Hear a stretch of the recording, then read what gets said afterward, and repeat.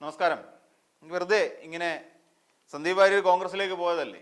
സന്ദീപ് വാര്യർ കോൺഗ്രസിലേക്ക് പോകുമ്പോൾ എന്തെങ്കിലുമൊക്കെ നമുക്ക് മാറ്റങ്ങൾ സംഭവിക്കുമോ എന്നറിയണ്ടേ. അപ്പം വെറുതെ സന്ദീപ് വാര്യരുടെ ഈ പഴയകാല ഫേസ്ബുക്ക് പോസ്റ്റുകളിലൂടെ അത്തരം ട്രോളുകളിലൂടെയൊക്കെ നമ്മളൊന്ന് യാത്ര ചെയ്ത് പോകാമെന്ന് കരുതി. അപ്പോൾ ഭയങ്കര രസകരമായി തോന്നിയ ഓർമ്മയുണ്ട്. രാഹുൽ മാങ്കൂട്ടത്തിലിൻ്റെ 2 ചിത്രങ്ങൾ അദ്ദേഹം ഷെയർ ചെയ്തിട്ടുണ്ട്.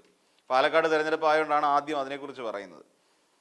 അപ്പോൾ രാഹുൽ മാങ്കൂട്ടത്തിൻ്റെ കാര്യം നമുക്കറിയാം. രാഹുൽ മാങ്കൂട്ടത്തിലുമായി ബന്ധപ്പെട്ട് നേരത്തെ യൂത്ത് കോൺഗ്രസിൻ്റെ സംഘടനാ തെരഞ്ഞെടുപ്പുമായി ബന്ധപ്പെട്ടിട്ട് ഇദ്ദേഹം ഈ വ്യാജ തിരിച്ചറിയൽ കാർഡ് അടിക്കുകയൊക്കെ ചെയ്തിരുന്നു. അതിൻ്റെ ഒരു കൂട്ടത്തിലുള്ള ഒരാളാണല്ലോ ഫെനി ആണല്ലോ ഇപ്പം അതിൻ്റെ 1-ാം പ്രതി. അദ്ദേഹം എപ്പോഴും രാഹുൽ മാങ്കൂട്ടത്തിൻ്റെ സ്വന്തം സഹചാരിയുമാണ്. അപ്പോൾ അങ്ങനെ ഒരു വിവാദം ഇങ്ങനെ കത്തിയുന്ന സമയത്ത് ഒരു 2 ചിത്രങ്ങൾ, രാഹുൽ മാങ്കൂട്ടത്തിൻ്റെ 2 ചിത്രങ്ങൾ കൊടുത്ത് അതിൽ ഒരാളുടെ മുഖത്ത് ഒരു ഫോട്ടോയുടെ ഒരു കവിളിൽ ഒരു കാക്കപ്പുള്ളിയൊക്കെ ഇട്ടിട്ടാണ് സന്ദീപ് വാര്യർ ആ ചിത്രം പോസ്റ്റ് ചെയ്തിരിക്കുന്നത്. അതിന് കമൻ്റ് അല്ല, അതിൻ്റെ ഒരു കുറിപ്പ് ചേർത്തിരിക്കുന്നത് ഇങ്ങനെയാണ്: യൂത്ത് കോൺഗ്രസ് തെരഞ്ഞെടുപ്പിൽ ഉപയോഗിച്ച ഇരട്ടകളുടെ തിരിച്ചറിയൽ കാർഡ് എന്ന് പറഞ്ഞിട്ടാണ്. പേന കൊണ്ട് കവിളിൽ കറുത്ത മറുകിട്ടവനാണ് അച്ചു, മറ്റവൻ അപ്പു. ഇങ്ങനെ 1.5 ലക്ഷം വോട്ടിട്ടാണ് മാങ്കൂട്ടം പ്രസിഡന്റ് ആയത്. ഇതാണ് ഒരു ഭയങ്കര രസകരം. ഇനി രാഹുൽ മാങ്കൂട്ടത്തിന് എന്ത് പറഞ്ഞിട്ട് സന്ദീപ് വാര്യർ അവിടെ പോയി ന്യായീകരിക്കുമെന്തോ.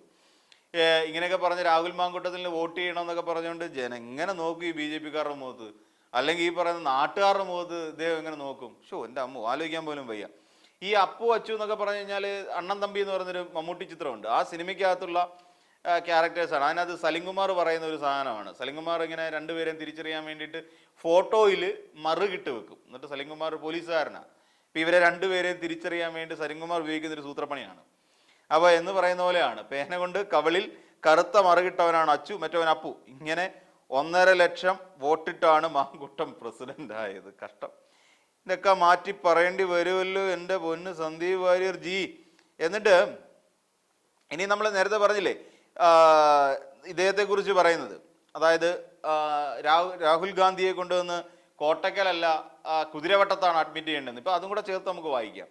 അപ്പോൾ അത് അദ്ദേഹം എഴുതിയിരിക്കുന്നത് ഇങ്ങനെയാണ്: ഓഗസ്റ്റ് മാസത്തിലെ 9-ാം തീയതിയാണ് 2023, ഏകദേശം 1 വർഷത്തിന് മുൻപ്. അപ്പോൾ എഴുതിയിരിക്കുന്നൊരു സാധനം, ഇയാൾക്ക് കോട്ടക്കലല്ല കുതിരവട്ടത്താണ് ചികിത്സ നൽകേണ്ടത്. വനിതാ പാർലമെന്റ് അംഗത്തെ, അതും ഒരു ക്യാബിനറ്റ് മന്ത്രിയായ സ്മൃതി ഇറാനിയെ ഫ്ലൈയിങ് കിസ് ആംഗ്യം കാണിച്ച് അപമാനിക്കുക. ഇന്ത്യയുടെ പാർലമെന്റിൽ വെച്ച് തന്നെ അപമാനിതയായത് സ്മൃതി ഇറാനി ആയതുകൊണ്ട് മാത്രം ഇരയ്ക്കൊപ്പം നിൽക്കാതെ വേട്ടക്കാരനൊപ്പമായിരിക്കും പലരും. പക്ഷേ ഇത് ക്ഷമിക്കാൻ കഴിയുന്നതല്ല. രാഹുലിനെ കൊണ്ട് മറുപടി പറയിക്കും. രാഹുൽ മറുപടി പറഞ്ഞെന്തോ, സ്മൃതി ഇറാനിയെ പാർലമെന്റിനകത്ത് വെച്ചിട്ട് ഫ്ലൈയിങ് കിസ് ആംഗ്യം കാണിച്ചു അത്രേ രാഹുൽ ഗാന്ധി. അപ്പോൾ അതിനെക്കുറിച്ചാണ് പറഞ്ഞത് ഇദ്ദേഹത്തെ. അപ്പോൾ ആ സമയത്താണ് ഇദ്ദേഹം ഈ കോട്ടക്കൽ ഒരു ചികിത്സയ്ക്ക് വേണ്ടി പോയത്. അപ്പോൾ അങ്ങനെ ചികിത്സയ്ക്ക് പോയ സമയത്ത് പിന്നെ പറഞ്ഞതാണ് അദ്ദേഹത്തെ കോട്ടക്കലല്ല പകരം കുതിരവട്ടത്ത് കൊണ്ട് അഡ്മിറ്റ് ചെയ്യണമെന്ന്. കാണിക്കുന്നതൊക്കെ ഇങ്ങനത്തെ അല്ലേ. അപ്പോൾ പിന്നെ വളരെ രസകരമാണ്. നമ്മുടെ രാഹുൽ 14-ാം തീയതിയാണ് ജനുവരിയിൽ അദ്ദേഹം പോസ്റ്റ് ചെയ്ത ഈ രാഹുൽ ഗാന്ധിയുടെ ഒരു പരാമർശമുണ്ട്. ഖതം, ബൈ ബൈ, ടാറ്റ, ഇങ്ങനെ പറയുന്ന ഒരു സാധനമുണ്ട്. പലപ്പോഴും ട്രോളായിട്ടൊക്കെ നമ്മൾ ഉപയോഗിക്കാറുണ്ട്.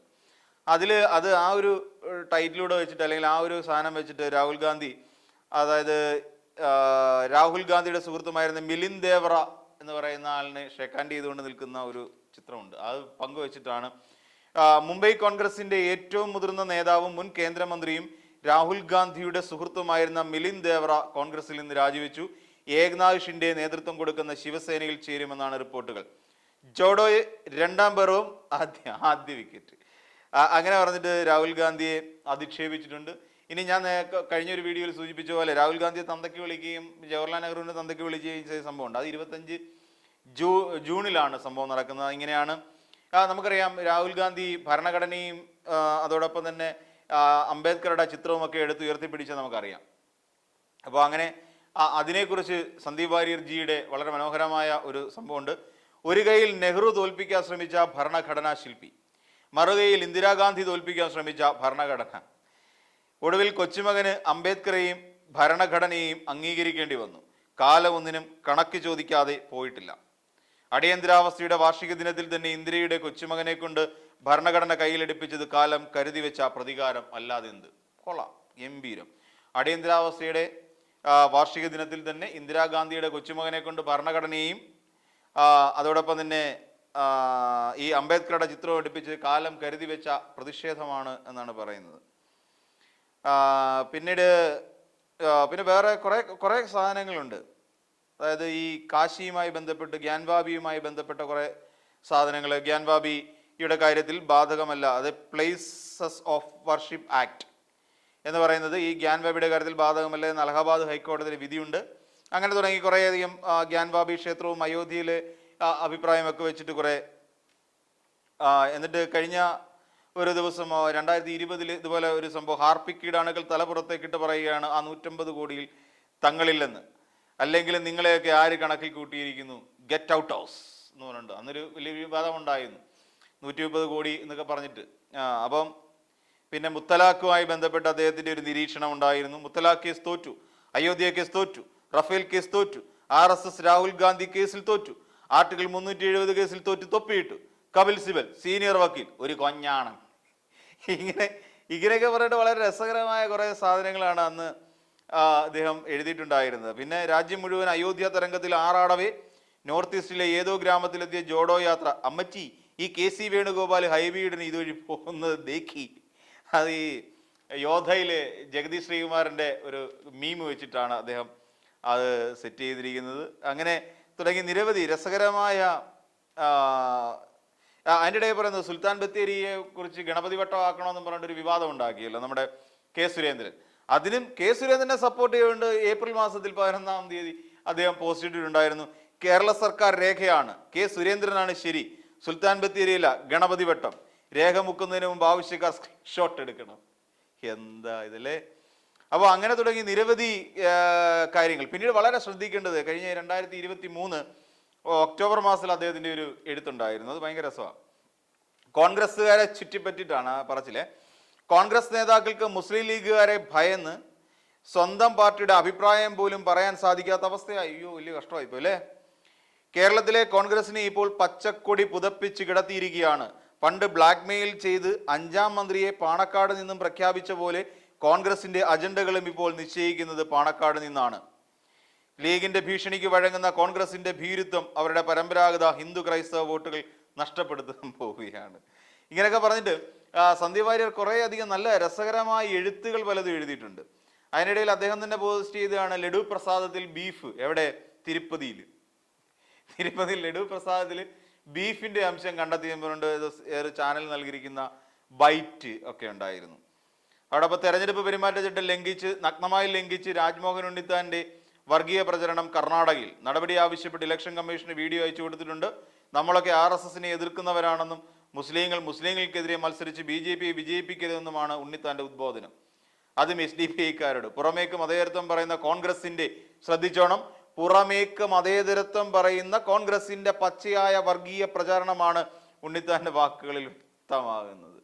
ഇങ്ങനെയൊക്കെ തുടങ്ങി ഒരുപാട് രസകരമായ കോൺഗ്രസിനെ തേച്ചൊട്ടിക്കുന്ന നിരവധി സാധനങ്ങൾ ഈ പറയുന്ന സന്ദീപ് വാര്യരുടെ ഭാഗത്തു നിന്നുണ്ടാകുന്നുണ്ട്.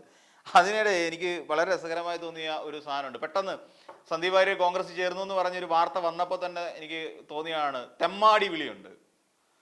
സന്ദീപ് വാര്യർ അതിനകത്ത് പറയുന്നൊരു സാധനം, എന്താ ഇവിടുത്തെ ഹിന്ദു മഹാസഖ്യം ചെയ്തത്, എന്താ ചെയ്തേ? ഗാന്ധിയെ ചെറുതായിട്ടൊന്ന് വെടിവെച്ച് കൊന്നു എന്ന് ചോദിച്ചത് നമ്മളെല്ലാവരും കേട്ടതാണല്ലേ. ഗാന്ധിയെ ചെറുതായിട്ടൊന്ന് വെടിവെച്ച് കൊന്നു. അപ്പുറത്തിരിക്കാൻ ചാമക്കാല ഇതിനെ കയറി അങ്ങോട്ട് പൂശാൻ തുടങ്ങി. ജ്യോതികുമാർ ചാമക്കാല എന്ന് മൊത്തം പറയണമല്ലോ. അപ്പൊ ജ്യോതികുമാർ ചാമക്കാലയെ കയറി തെമ്മാടിന്ന് കയറി വിളിച്ചു കളഞ്ഞു. ആര്? രാഹുൽ, ഈ നമ്മുടെ സന്ദീപ് വാര്യർ. പിന്നെ പൊരിഞ്ഞടിയല്ലായിരുന്നു, നീ ആരടാ, ഇപ്പൊ അവിടെ നീ ആരടാ, ഈ ആരടാ ഒരു ചാനലാണ്, നാട്ടുകാർ കണ്ടുകൊണ്ടിരിക്കുകയാണ് എന്നുള്ള യാതൊരു ബോധവും ഇല്ലാതെ ഇത് രണ്ടെണ്ണവും കൂടെ, ജ്യോതികുമാർ ചാമക്കാലയും സന്ദീപ് വാര്യരുടെ തമ്മിലടി. ഈ തമ്മിലടി അങ്ങോട്ട് അതിഭീകരമായി അവസാനം പിന്നെ അതിൻ്റെ ചാനലിൻ്റെ ആങ്കർക്ക് വരെ ഭയങ്കര ബുദ്ധിമുട്ട് തോന്നിപ്പോയി. ഇത്രയൊക്കെ കടുക്കുമെന്ന് അവരും പ്രതീക്ഷിച്ചില്ല. എന്നാലും ഗാന്ധിജിയെ ചെറുതായിട്ടൊന്ന് വെടിവെച്ച് കൊന്നിട്ട് അതിനെയല്ല ഇപ്പോൾ പിന്നെ ഇതിലേക്ക് വന്നു കയറിയ നമ്മുടെ സന്ദീപ് വാര്യർക്ക് എല്ലാവിധ ആശംസകളും നേരുന്നു.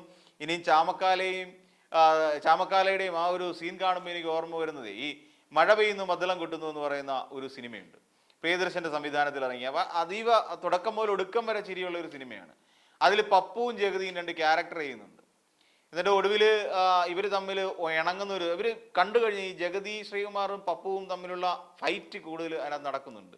ഒരു ക്ലബിലെ രണ്ട് ആൾക്കാരാണ്, ഒരാൾ മുൻ പ്രസിഡന്റ്, ഒരാൾ പ്രസിഡന്റ്. അപ്പോൾ ഇവർ തമ്മിലുള്ള ചില അറ്റാക്കിംഗ് സീക്വൻസുകളുണ്ട്. ഇതാണ് എനിക്ക് സത്യം പറഞ്ഞാൽ ജ്യോതികുമാർ ചാമക്കാലയുടെയും നേരത്തെ സന്ദീപ് വാര്യരുടെയും ആ ഫൈറ്റ് കാണുമ്പോൾ എനിക്ക് തോന്നിയത്. പിന്നീട് ഏറ്റവും ഒടുവിൽ അങ്ങോട്ടും ഇങ്ങോട്ടും വന്നിട്ട് ഇവർ കെട്ടിപ്പിടിക്കുന്ന ഒരു സീനുണ്ട്. അതായത് പപ്പുവും ഈ ജഗതി ശ്രീകുമാറോടെ ചേർന്നിട്ട് വന്നിട്ട് ഇങ്ങനെ രണ്ടുപേരും ആലിംഗനം ചെയ്യുന്നു, അവരൊന്നാകാൻ പോകുന്ന ഒരു സന്ദർഭത്തിൽ. അപ്പം ഇപ്പോഴത്തെ സീൻ എനിക്ക് മനസ്സിൽ വരുന്നത് ജ്യോതികുമാർ ചാമക്കാലയും സന്ദീപ് വാര്യരും അതേപോലെ ഒന്ന് ആലിംഗനം ചെയ്ത് നിൽക്കുന്നതാണ്. തെമ്മാടി വിളിയൊക്കെ പോയി, എടാ പോടാ നീ ആരാടാ എന്നുള്ള വിളിയൊക്കെ പോയി, ഇപ്പൊ രണ്ടുപേരും മച്ചാ കമ്പനിയായി മാറി. അല്ലെങ്കിലും ഇനി അങ്ങനെയല്ലേ അടുത്ത ഇലക്ഷൻ വരെ പറ്റുള്ളൂ. ഓക്കേ.